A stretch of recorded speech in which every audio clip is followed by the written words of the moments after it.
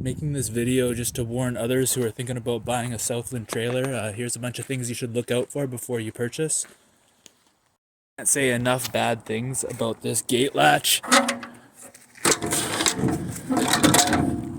For one, the rivets came out of the bottom, so I had to have that welded back on.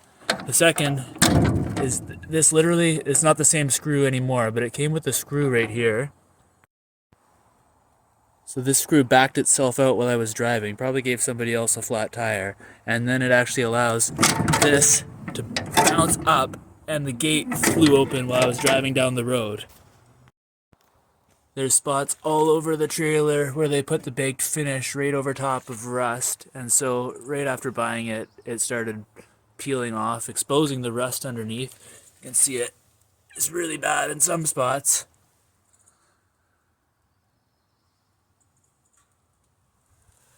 They didn't bother painting or using galvanized parts for the tarp kit, so this was already dripping rust when I brought it home. My controller came wired backwards, so in is out and out is in. They didn't put any kind of a stopper on this jack, so it makes this horrible noise when you get to the top.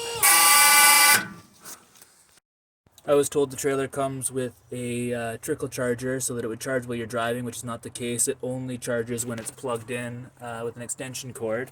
And if ever you're using the dump box and the battery is dead, if you use gravity down, all the transmission fluid squirts out of the top of the reservoir, fills the control box, and then slowly drips out of a hole in the bottom. Dead battery blows a fuse in here, which also stops the emergency breakaway system from functioning. If you use the trailer without charging it overnight, it starts to draw power from your truck, and so it results in a parasitic draw that ended up killing the batteries in my truck over the weekend. The trailer does not come with a spare tire.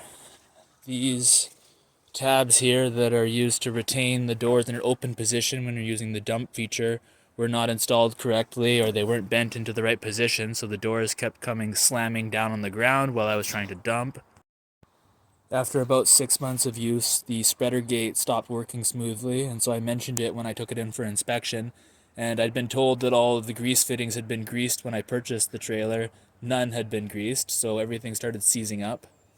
If you use a pressure washer to clean it up, all of your stickers are just gonna peel right off.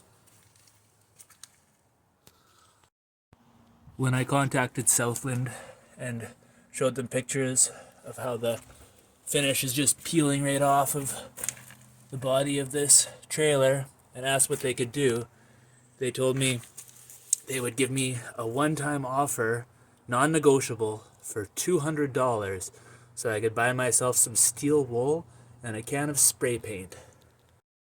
To summarize, I paid $14,000 for a trailer that's rusting from the inside out.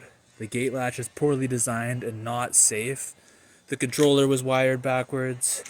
It doesn't charge while you drive. Dead battery results in transmission fluid squirting everywhere, and it disables the emergency breakaway system. Dealing with Southland, they don't stand behind their product. If yours is rusting from the inside out, you might try contacting them, see if you can get a couple $100 for your steel wool and spray paint.